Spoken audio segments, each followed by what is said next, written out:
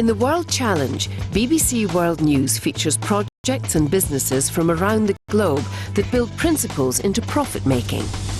Welcome to World Challenge 2008. In this programme, we revisit last year's winners to see what difference World Challenge and its prize money have made. We return to, and we end in Nepal, where we find lives are made a little easier and pressure eased on a fragile environment by a stepped-up investment in converting waste paper into household energy.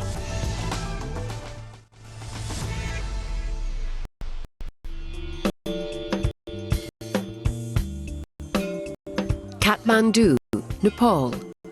This landlocked country has no fossil fuel of its own. All petrol, oil and cooking gas is imported from India. Fuel shortages are a common occurrence. It was while queuing to buy bottled gas during a national shortage that Sanu Shrestha came up with the idea of making fuel from waste. It made him a runner-up at last year's World Challenge Awards. His organisation, the Foundation for Sustainable Technology, or FOST, develops and promotes sustainable energy solutions.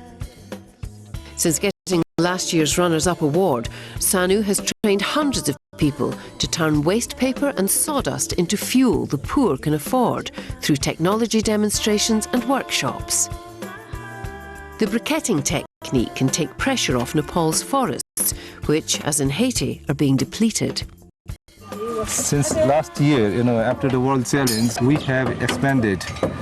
Well, we were able to expand our business. Communicating to the other communities and focusing the media circles, publicly sharing the ideas.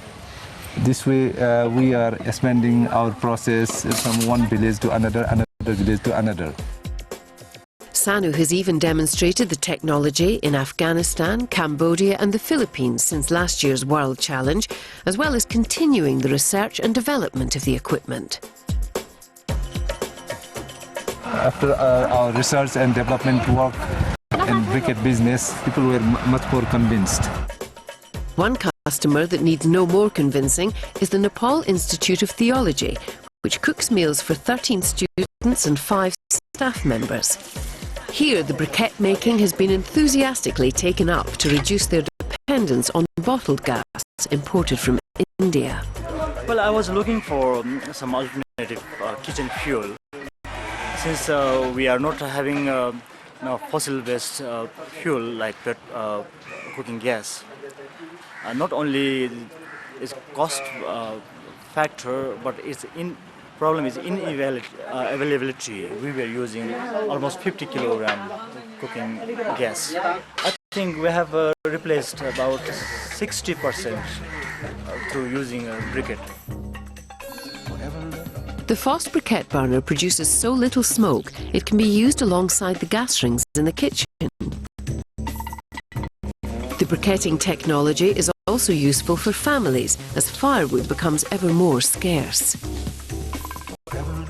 Another success story for FOST is a group of 7 sisters in the village of Balumbu outside Kathmandu. They are expert, so we already asked them to open a training center here because they are the 7 sisters and they can train many other people. First of all, waste paper is pulped. For best results, it's then mixed with sawdust before being put into the press with metal discs separating the pulp into individual briquettes. The sisters currently produce fuel for themselves, but plan to sell the surplus in the market. Since last year's World Challenge, FOST has printed 2,000 brochures, some of which will help to promote the sisters' environmental business. We are saving the woodlands in this region.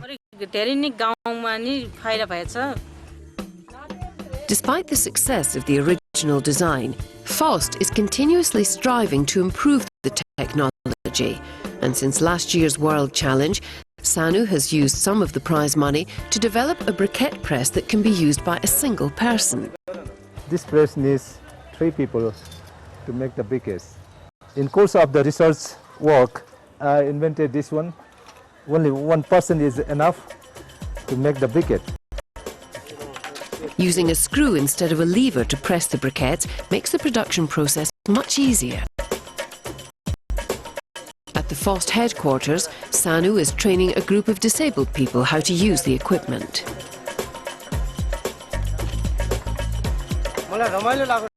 It's great. I really want to come back for more training.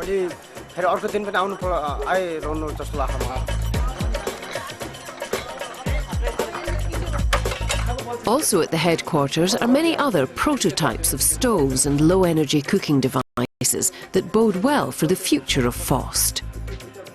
Our organization is to replicate the best practices, what we get in the foreign countries, wherever we go.